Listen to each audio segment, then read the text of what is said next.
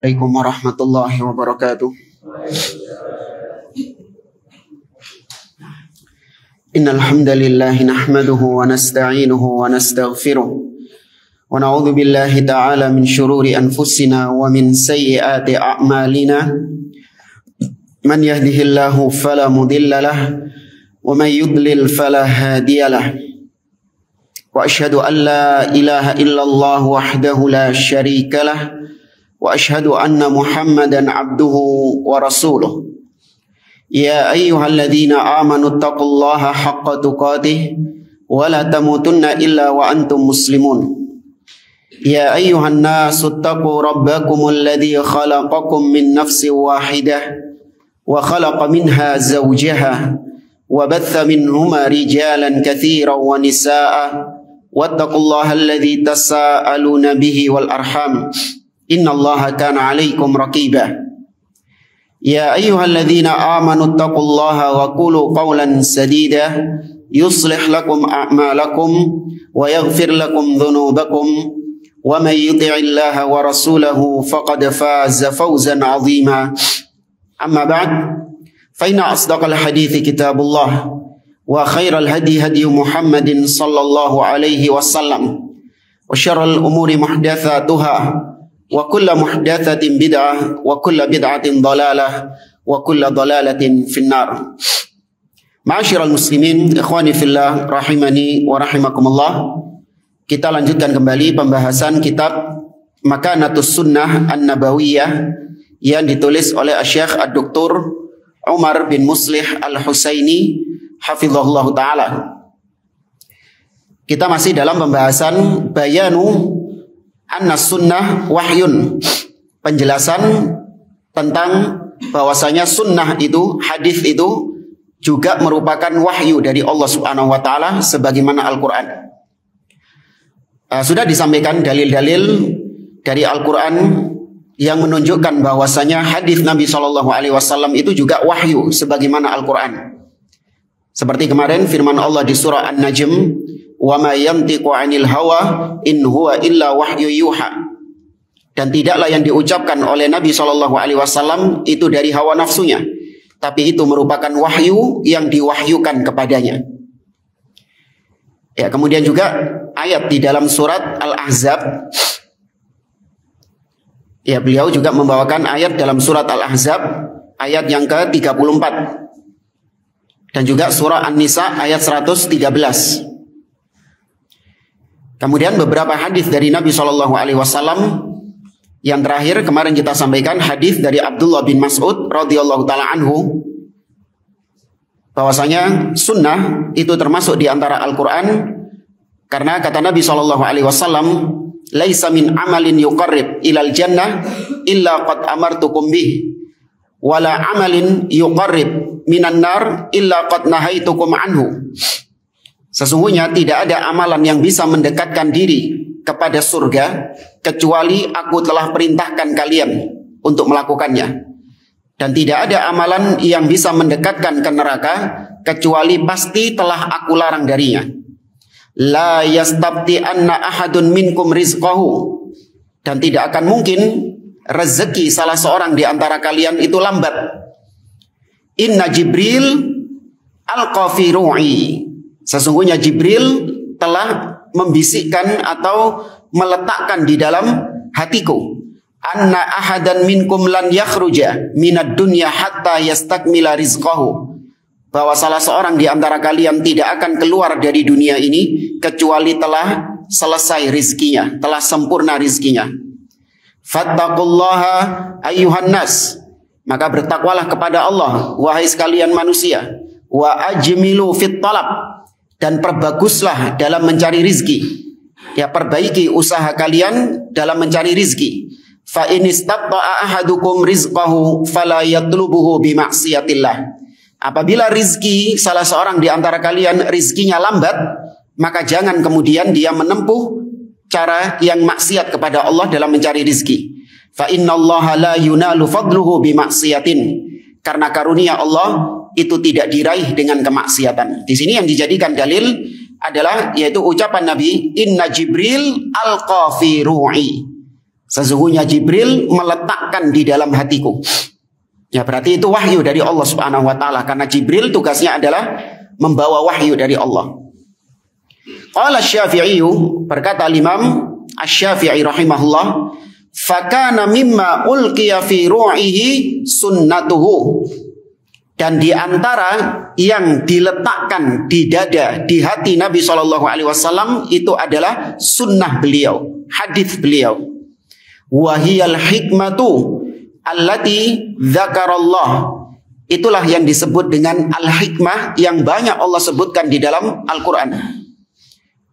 Allah Azza wa Jalla mengatakan misalnya di dalam surat Al-Baqarah, doa Nabi Ibrahim alaihi salam, wa ba'ath fihim rasulan minhum yatlu alaihim ayatika wa yu'allimuhumul kitaba wal hikmah.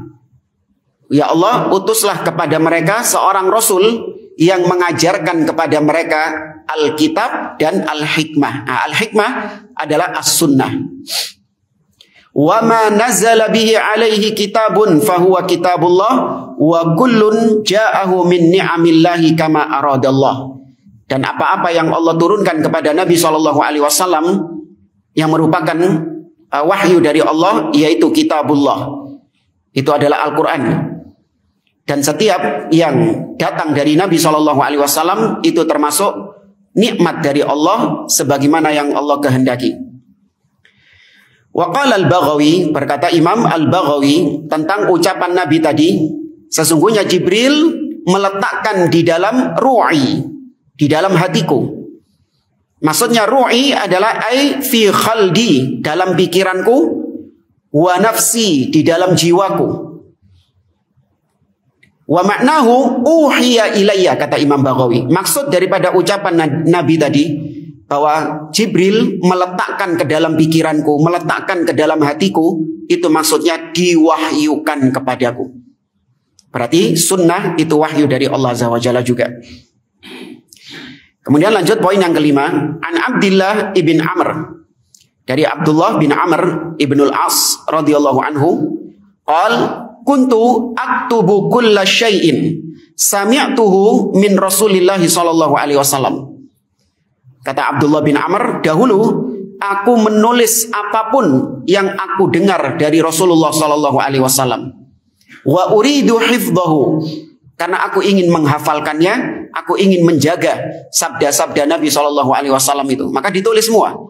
Mendengar Nabi ngomong apa ditulis, Nabi ngomong apa ditulis semua. Fanahatni Quraisyun, tapi kemudian orang-orang Quraisy melarang aku dari hal itu. Wa qalu, orang-orang Quraisy mengatakan, taktubu kulla syai'in sami'tahu min Rasulillah sallallahu alaihi wasallam wa Rasulullah sallallahu alaihi wasallam basyarun yatakallamu fir ridha wal ghadab. Ini syubhat ya, dilontarkan oleh orang-orang Quraisy kepada Abdullah bin Amr. Wahai Abdullah bin Amr, kau tulis semua yang diucapkan oleh Rasul sallallahu alaihi wasallam, oleh Muhammad sallallahu alaihi wasallam. Padahal Rasulullah sallallahu alaihi wasallam itu manusia biasa. Terkadang apa yang dia ucapkan itu diucapkan ketika kondisi ridho, ketika kondisi marah. Ya, kalau orang mengucapkan sesuatu dalam kondisi marah, berbeda ketika dia mengucapkan dalam kondisi yang tidak marah. Tapi kau tulis semuanya, baik ketika Nabi ngamuk, ketika Nabi nggak ngamuk, kau tulis semuanya. Nabi itu manusia biasa, kata dia. Qal fa amsaktu, tuh kena syubhat. Maka ketika aku mendengar orang-orang Quraisy mengatakan demikian, aku pun menahan diriku untuk menulis ucapan Nabi lagi. Ya, diam, artinya dia menahan diri untuk tidak lagi menulis sabda Nabi SAW. Gara-gara kena syubhat itu. Fadzakartu dzalika li Rasulillah sallallahu alaihi wasallam. Maka aku pun menyebutkan tentang peristiwa ini, yakni orang-orang Quraisy mencegahku dari menulis sabdamu. Aku ceritakan kepada Nabi sallallahu alaihi wasallam. Faqala, maka Nabi pun mengatakan, uktub, ya tulislah wahai Abdullah bin Amr bin As. Tetap tulis.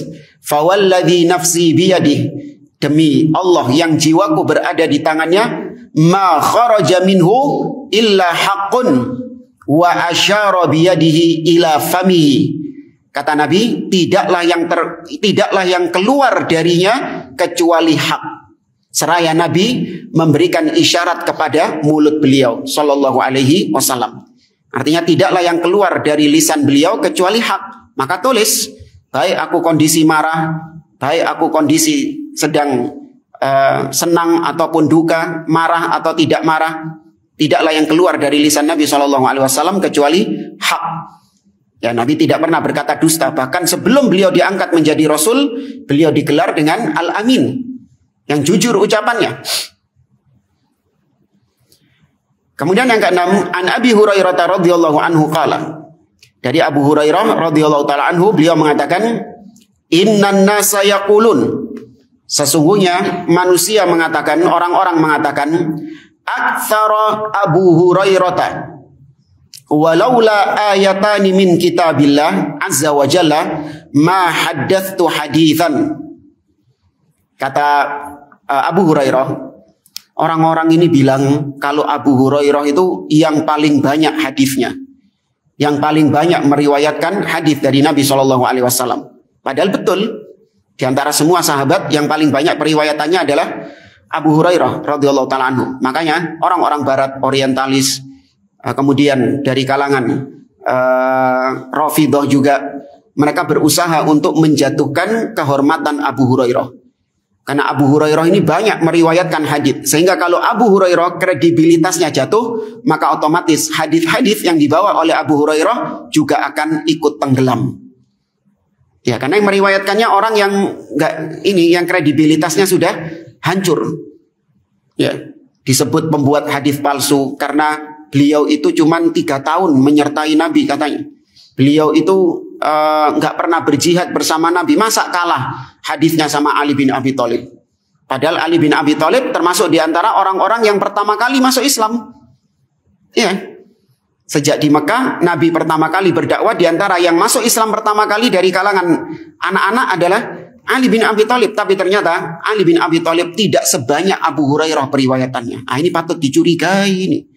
Jangan-jangan Abu Hurairah ini ngarang-ngarang hadis. Ya. Maka kalau kita sudah curiga sama Abu Hurairah, iya ya, Abu Hurairah ini memang ngawur ngarang-ngarang hadis dewe. Karena nggak mungkin, Ali saja nggak segitu banyaknya, kok Abu Hurairah banyak. Hanya ketika datang hadis yang datang dari Abu Hurairah, kita bacanya jadi gimana? Ragu. Wah, ojo-ojo palsu ini.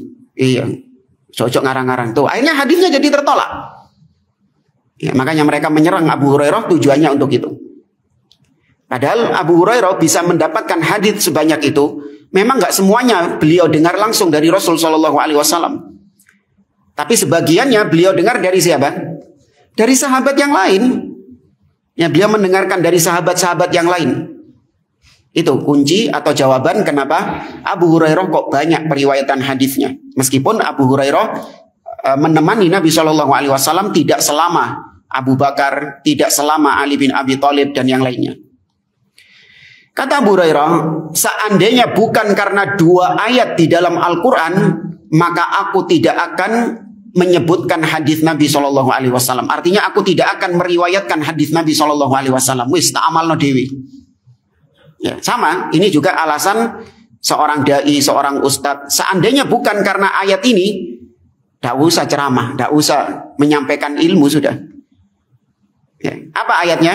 Yang pertama, surat Al-Baqarah ayat 173 dan 159.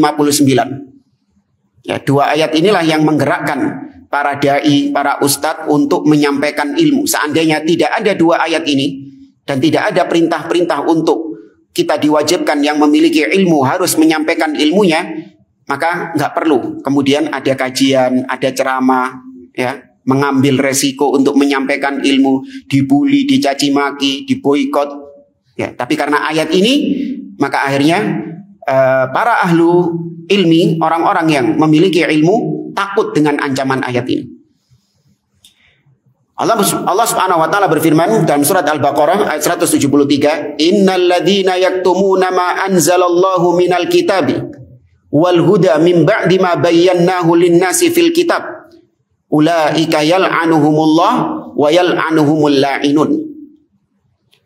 Sesungguhnya orang-orang yang menyembunyikan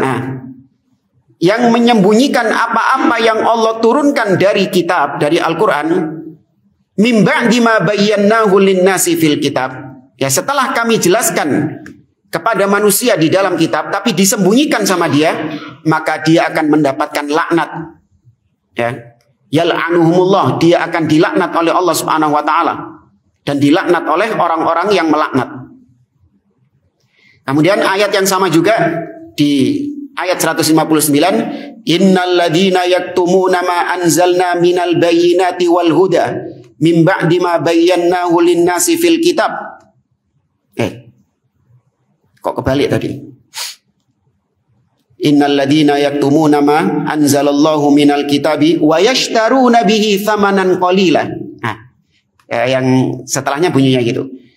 Dia menyembunyikan ayat-ayat Allah, kemudian dia jual ayat-ayat Allah itu dengan harga yang murah. Ulaika ma yaquluna fi butunihim illan nar. Tidaklah yang mereka makan, mereka masukkan ke dalam perut mereka kecuali api neraka. Ya, nah ayat yang kedua itu yang tadi sambungan yang kita baca di sebelumnya. Innal ladzina yaktumuna ma anzalna minal bayyinati wal huda min ba'di ma bayyanahu lin-nasi fil kitab. Ulaika yal'anuhumullah wa yal'anuhumul la'inun. Dua-duanya ancaman dari Allah. Nah, seandainya bukan karena dua ayat ini, kata Abu Hurairah, aku tidak akan meriwayatkan hadis. Kemudian Abu Hurairah mengatakan, inna ikhwanana minal muhajirin kana yashghaluhum as-safqu bil aswaq. Sesungguhnya saudara-saudara kami dari kalangan muhajirin, mereka disibukkan dengan perdagangan di pasar. Wa inna ikhwanana minal ansar kana yashghaluhum al-amal fi amwalihim. Sedangkan saudara-saudara kami dari kalangan Ansar itu juga disibukkan dengan perkara harta mereka, yakni perkara dunia mereka, perdagangan, perniagaan dan yang lainnya. Wa inna Abu Hurairah kana yalzam Rasulullah sallallahu alaihi wasallam li shib'i batnihi. Namun Abu Hurairah mulazamah artinya menyertai, ngetutno, ya, menyertai Rasul sallallahu alaihi wasallam dalam kondisi perut beliau lapar. Wa yahdur ma la yahdurun, dan Abu Hurairah ada di saat kebanyakan para sahabat tidak ada bersama Nabi sallallahu alaihi wasallam, tapi Abu Hurairah ada bersama Nabi sallallahu alaihi wasallam. Ini yang menunjukkan Abu Hurairah banyak meriwayatkan hadis karena beliau mulazamah, menyertai Nabi sallallahu alaihi wasallam, sedangkan sahabat yang lain mereka sibuk untuk mencari dunia, ya, sibuk untuk bekerja. Bukan itu perbuatan tercela, tidak. Namun karena memang mereka membutuhkan hal itu untuk kehidupan mereka. Lanjutan dari ucapan beliau, wa yahfadhu ma la yahfadhun, dan Abu Hurairah menghafal apa-apa yang tidak dihafal oleh kebanyakan sahabat yang lain. Di sini yang jadi dalil, kata beliau, wa dzalika anna Abu Hurairah ja'ala ma yuhadditsu bihi min ahaditsa bimanzilatil kitab. Abu Hurairah menjadikan hadis yang beliau riwayatkan itu kedudukannya sama dengan kitab, dengan Al-Quranul Karim. Menunjukkan bahwasanya hadis itu wahyu sebagaimana Al-Quran wahyu, satu level. Karena tadi yang dipakai dalilnya surat Al-Baqarah tadi itu berbicara tentang apa itu? Al-Quran atau hadis? Al-Quran. Innal ladzina yaktumuna ma anzalallahu minal kitab. Tuh. Sesungguhnya orang-orang yang diam menyembunyikan apa-apa yang Allah turunkan di dalam Alkitab, di dalam Al-Quran. Ayatnya berbicara tentang Al-Quran, tapi ternyata digunakan sama Abu Hurairah untuk hadis juga. Karena sama-sama diturunkan dari Allah Subhanahu wa taala. Maka ini juga dalil yang menunjukkan bahwasanya hadis itu termasuk wahyu. Kemudian kata beliau, wa mimma jaa'a 'anis salafi fi dzalik. Kemudian riwayat-riwayat yang datang dari para salaf yang menunjukkan bahwasanya hadis itu juga wahyu. Yang pertama, ma rawahu Sa'id ibnul Musayyab. Apa yang diriwayatkan dari seorang tabi'in yang bernama Sa'id ibnul Musayyab. An Ibni Abbasin radhiyallahu anhuma, dari Abdullah bin Abbas radhiyallahu taala anhuma, dia mengatakan qala Sa'ad ibnu Mu'ad, berkata Sa'ad ibnu Mu'ad. Siapa Sa'ad bin Mu'ad? Apa yang antum tahu atau antum ingat dari seorang yang bernama Sa'ad bin Mu'ad? Ya apa? Naam, ahsantum. Ihtazza arsyur rahman bimauti Sa'ad. Ya, bergoncang arsy Allah subhanahu wa ta'ala ketika wafatnya Sa'ad ibn Mu'ad. Ya. Dan beliau termasuk Sayyidu apa? Aus atau Khazraj? Pemimpinnya Aus atau pemimpinnya Khazraj? Aus. Kalau pemimpinnya Khazraj, Sa'ad juga. Sa'ad bin Ubadah. Sama-sama Sa'ad. Aus dipimpin oleh Sa'ad bin Mu'ad, sedangkan Khazraj dipimpin oleh Sa'ad bin Ubadah. Kata Sa'ad bin Mu'ad, "Thalathun ana fihinna rajulun ya'ni kama yanbaghi wa ma siwa dzalik fa ana rajulun minan nas." Ada 3 hal yang mana aku apabila termasuk atau aku melakukan 3 hal tersebut, maka aku menjadi seorang muslim yang ideal. Seorang mukmin yang sebagaimana harusnya mukmin seperti itu. Namun kalau aku tidak ada 3 hal ini, maka aku adalah seorang manusia biasa yang gak punya keistimewaan. Apa 3 hal itu? Kata dia, yang pertama, ma sami'tu min Rasulillahi sallallahu alaihi wasallam haditsan illa alimtu annahu haqqun minallah. Ini yang dijadikan dalil atau dijadikan syahid. Bahwasanya tidaklah aku mendengar dari Nabi SAW satu hadis kecuali di situ aku tahu bahwasanya itu adalah kebenaran dari Allah Subhanahu wa taala. Berarti Sa'ad bin Mu'ad menganggap hadis yang diucapkan Nabi SAW itu hakikatnya dari siapa? Allah, wahyu juga dari Allah. Kemudian yang kedua, wala kuntu fi salatin qad fashaghaltu nafsi bi ghairiha hatta aqdiyaha. Perangai kedua adalah aku tidak pernah melakukan salat. Kemudian jiwaku, hatiku tersibukkan dengan hal-hal selain salat sampai selesai salatnya. Ya, jadi Sa'ad bin Mu'ad nggak pernah kayak gitu. Artinya beliau ketika salat tidak pernah hatinya tersibukkan dengan perkara-perkara di luar sholat. Luar biasa. Kalau kita ketika sholat, sak macem, nah ya, hati kita sak macem sudah. Fokusnya, kekhusyuannya, wallahu a'lam berapa persen. Ya. Kemudian yang ketiga, wala kuntu fi janazatin qad fahaddathtu nafsi bi ghairi ma taqulu wa ma yuqalu laha hatta yansarifa anha. Dan aku tidak pernah, kata beliau, ketika aku berada di dekat jenazah seorang muslim, kemudian muncul di dalam diriku selain dari apa yang kau ucapkan dan apa yang diucapkan oleh orang-orang kepada jenazah ini, yakni perkara-perkara yang baik. Artinya nggak pernah aku memunculkan kejelekan-kejelekan tentang jenazah ini di dalam diriku. Sampai jenazah itu berpaling dariku kemudian lewat. Nah, kata Sa'id ibn al-Musayyib, seorang tabi'in, ketika mendengarkan 3 perangai tadi, dia mengatakan, hadhil khisal ma kuntu ahsabuha illa fi nabi. 3 perangai tadi, tidaklah aku menduga yang punya 3 perangai itu kecuali nabi. Tapi ternyata ada selain Nabi yang juga punya 3 perangai itu. Oke, tadi yang jadikan sebagai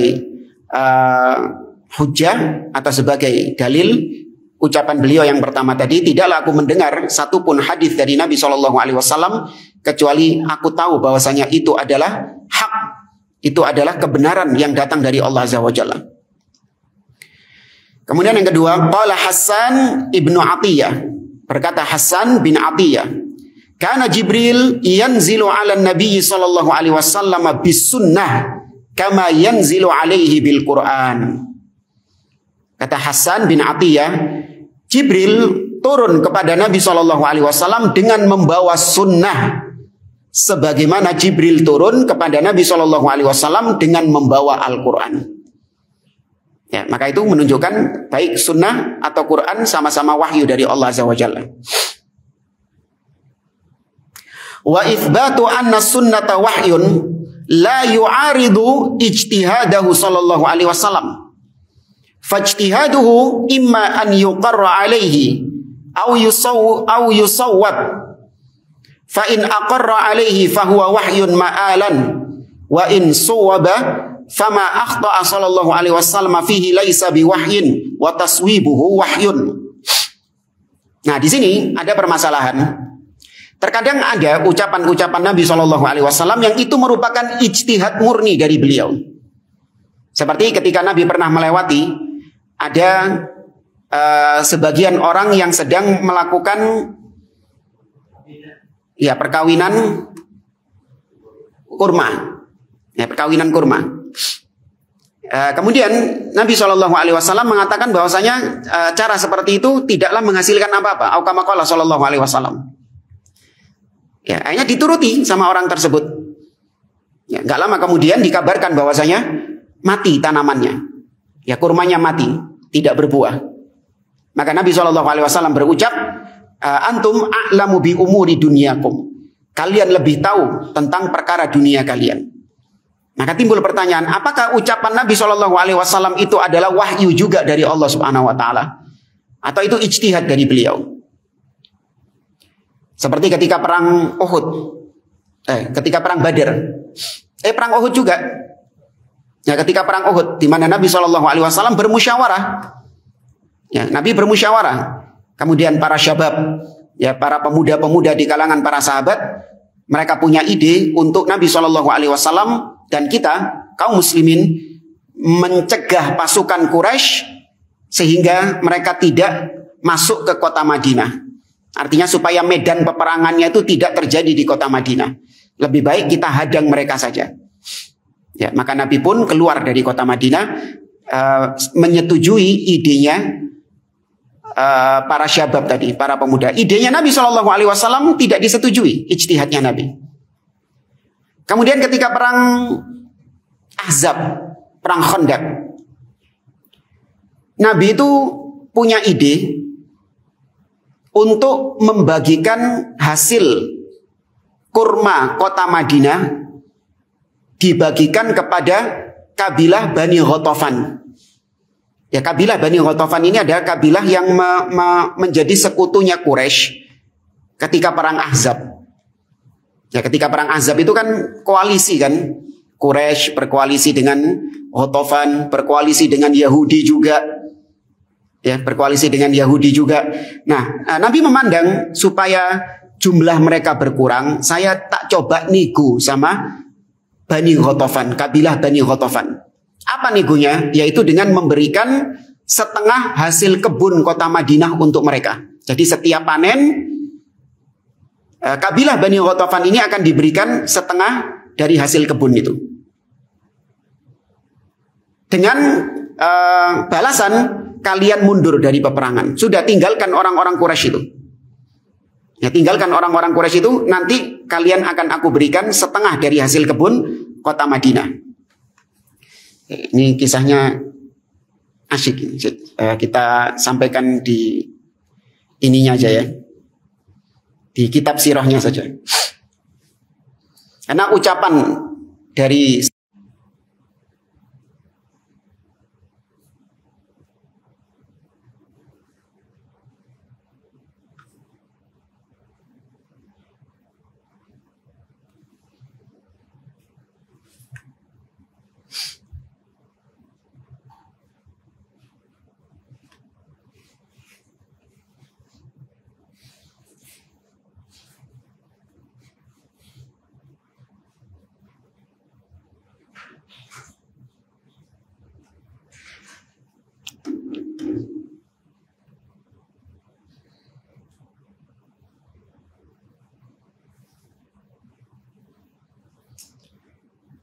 waduh, lupa halamannya ini sama.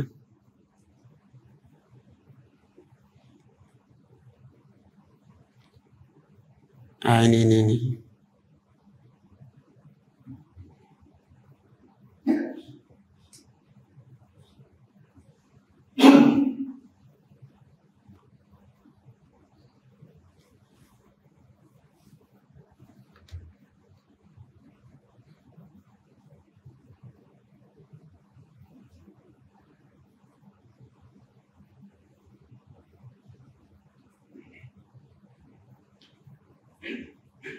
168.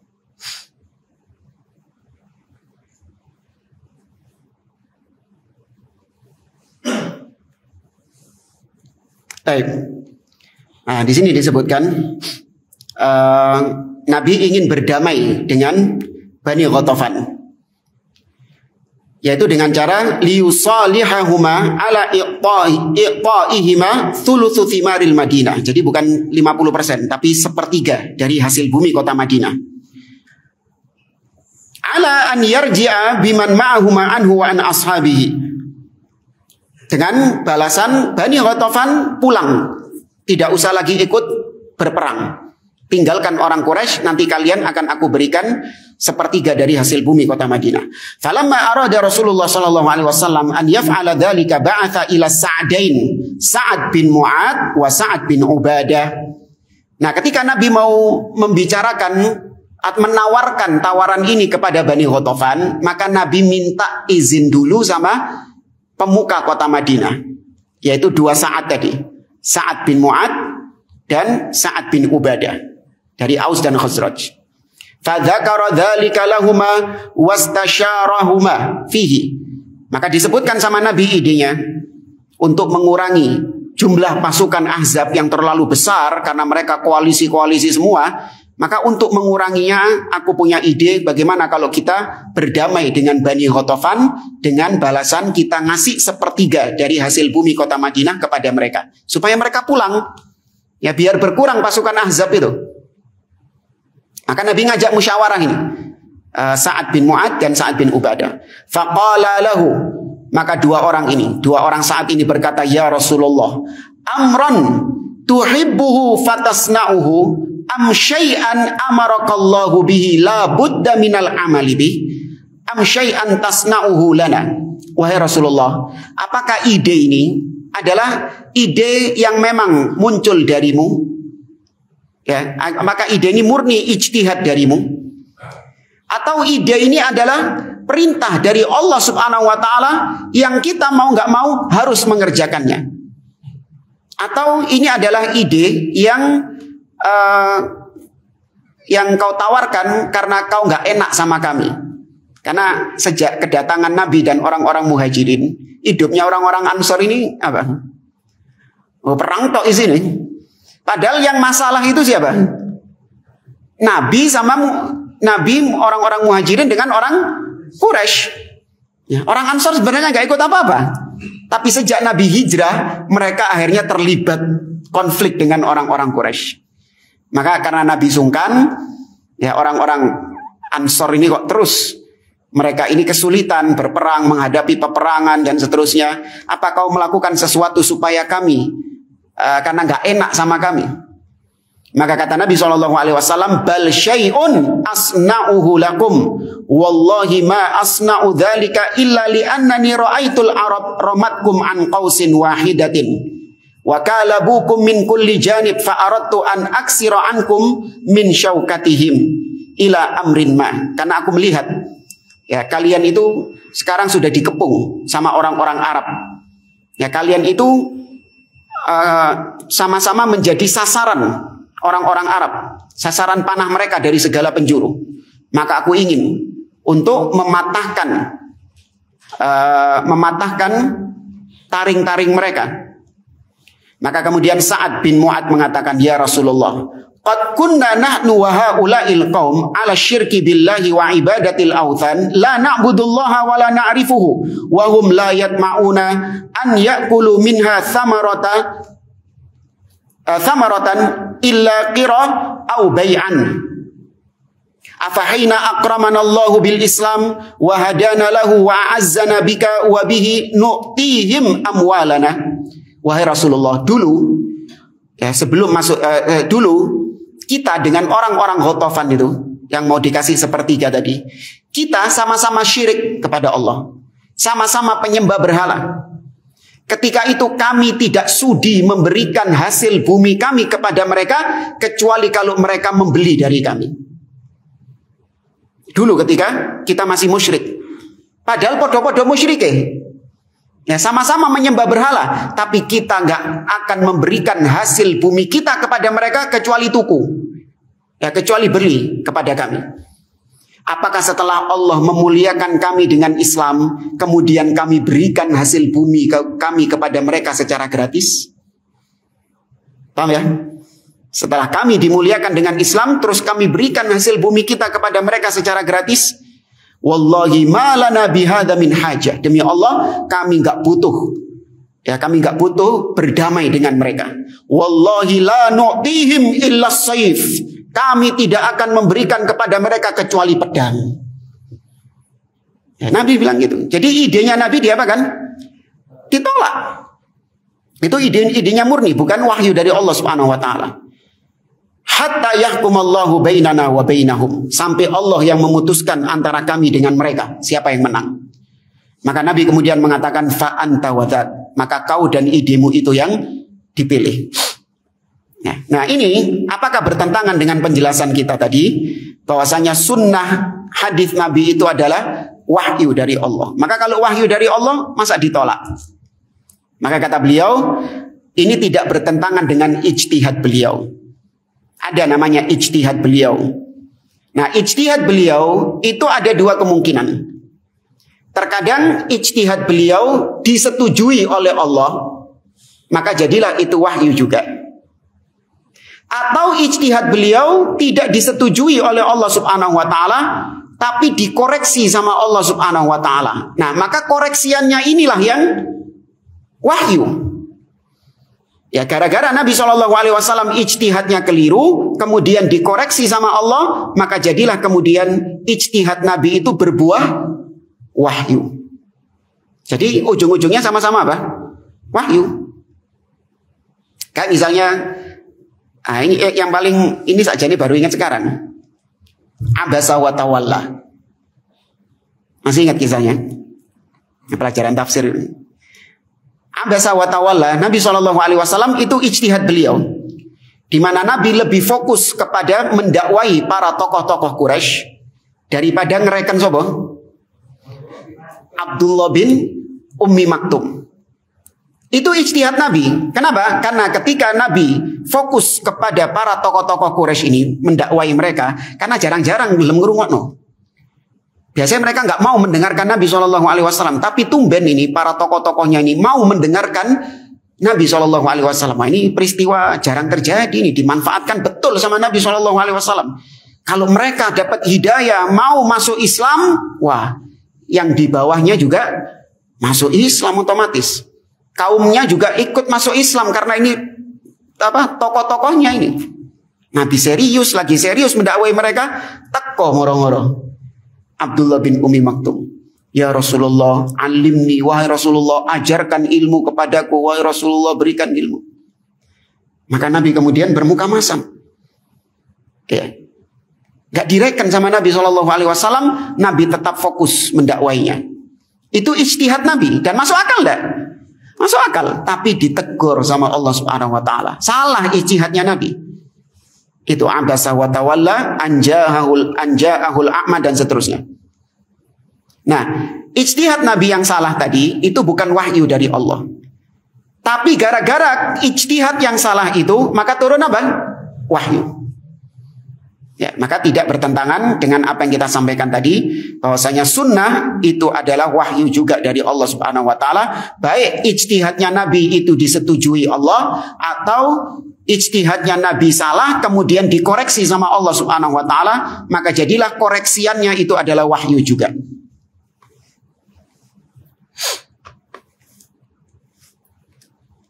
Kurang berapa menit? 10. Kemudian pembahasan berikutnya, martabatus sunnah minal kitab. Ya, kedudukan sunnah dibandingkan Al-Quran. Idza taqarrara ma dallat alaihi nususus sabiqah min anna sunnata wahyun fala nizaa anna al-Qur'an al-Karim yamtazu 'anis sunnah wa yufaddilu 'alaiha bi anna lafdhahu munazzalun min 'indillahi subhanahu wa ta'ala muta'abbadun bi tilawatihi mu'jizun lil bashar an ya'tu bimithlihi amma sunnatu falaysat kadzalik fi dzalika kulli.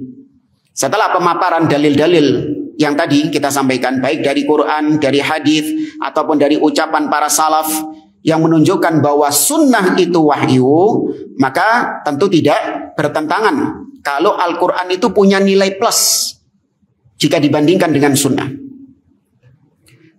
Meskipun sama-sama wahyu, tapi Al-Quran itu punya nilai plus, nilai lebih jika dibandingkan dengan sunnah. Dari sisi apa kata beliau? Dari sisi lafal Al-Quran. Ya, lafal Al-Quran, lafalnya, redaksinya itu dari Allah Subhanahu wa taala. Berbeda dengan hadis. Hadis itu maknanya dari Allah, sedangkan lafalnya dari Nabi Shallallahu alaihi wasallam, kecuali yang bentuknya doa, ya, kecuali yang bentuknya apa namanya? Ya, pokoknya yang berupa ibadah. Kemudian lafal Al-Quran itu dijadikan sebagai ibadah dengan membacanya. Jadi membaca Al-Quran saja itu sudah termasuk ibadah. Berbeda dengan hadis. Sekedar membaca hadis saja itu tidak diberikan pahala sebagaimana membaca Al-Quran. Kemudian Al-Quran itu ada sisi i'jaz, mukjizat. Nah, ini baru benar kalau kita katakan mukjizat, yaitu yang bisa mengalahkan musuh atau yang menantang. Ada sisi challenge, menantang, di mana Allah menantang untuk mendatangkan yang semisal dengan Al-Quran. Nah, mukjizat yang sifatnya menantang, tanda kenabian yang sifatnya menantang, itu baru pantas disebut namanya mukjizat, karena ada sisi nantang di situ. Tapi kalau nggak ada sisi tantangan, maka nggak bisa disebut mukjizat sebenarnya. Harusnya disebut apa kalau yang pernah kita sampaikan? Ayat. Disebut ayat. Allah mengatakan dalam surat An-Nazi'at, fa'arahul ayatal kubra fakadzdzaba wa 'asa tsumma adbara yas'a. Kata Allah, fa'arahul ayatal kubra. Maka Nabi Musa memperlihatkan kepada Fir'aun ayatal kubra, tanda kenabian yang besar. Tuh, Allah menyebutkan tanda kenabian Nabi Musa, tongkat berubah menjadi ular, ya, kemudian tangan yang berubah menjadi putih, itu ayat kubro, tanda kenabian yang besar. Bukan mukjizat, bukan. Kemudian di awal surat Al-Qamar, iqtarabatis sa'atu wansyaqqal qamar wa iyarau ayatan. Ketika mereka melihat ayat, terbelahnya bulan, itu adalah ayat. Ayat itu artinya tanda, ya, sign. Yes, ayat itu artinya tanda. Makanya kenapa disebut kita ini kalau dengar kata ayat itu mesti kita memahaminya cuman ayat apa? Ayat Quran. Ya, ayat Quran itu tanda. Alhamdulillahi Rabbil Alamin. Nah, ono tanda ya. Satu. Nah, tanda itu disebut ayat. Soalnya ono tandai untuk membedakan antara kalimat yang ini dengan kalimat setelahnya, ada tandanya di situ. Adapun ayat itu secara umum maknanya adalah sign atau tanda.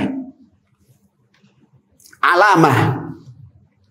Ya, ayat itu alamah, tanda. Adapun sunnah tidak seperti itu. Waqtalafa fi mas'alatin wa hiya martabatus sunnah minal kitab fil i'tibari wal ihtijaj. Hal hiya musawiyatun lahu aw annal kitaba muqaddamun 'alaiha. Nah, para ulama berbeda pendapat tentang Al-Quran dan Sunnah ini kedudukannya dari sisi hujjah. Ya, dari sisi digunakan sebagai hujjah. Apakah pendapat yang pertama, Al-Quran dengan Sunnah itu setara, sama-sama dari sisi sebagai hujjah, sama-sama bisa dipakai sebagai bisa dipakai sebagai dalil?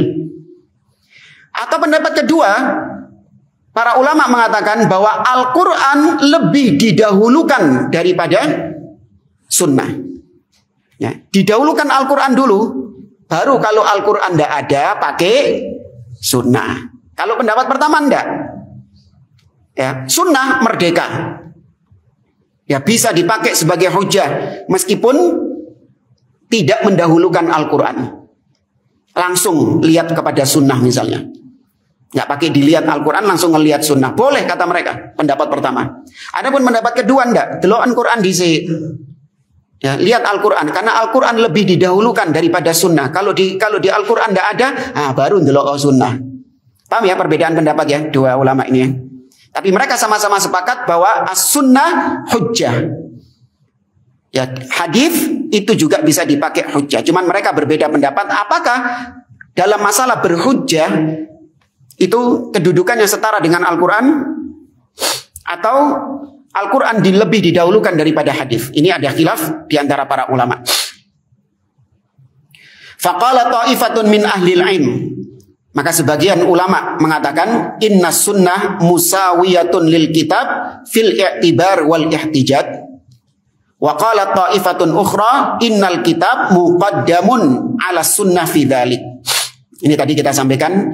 Hadis itu setara dengan Al-Quran dari sisi hujjah, sedangkan kelompok yang lain dari para ulama mengatakan enggak, Al-Quran muqaddam, Al-Quran lebih didahulukan daripada hadis. Apa saja dalil dari kedua kelompok ulama ini? Kenapa yang satu berpendapat demikian dan yang satu berpendapat demikian? Ini insyaallah kita bahas pada pertemuan yang akan datang. Wallahu taala alam. Saya cukupkan sampai di sini. Subhanakallahumma wa bihamdik, asyhadu an la ilaha illa anta astaghfiruka wa atubu ilaik. Assalamualaikum warahmatullahi wabarakatuh.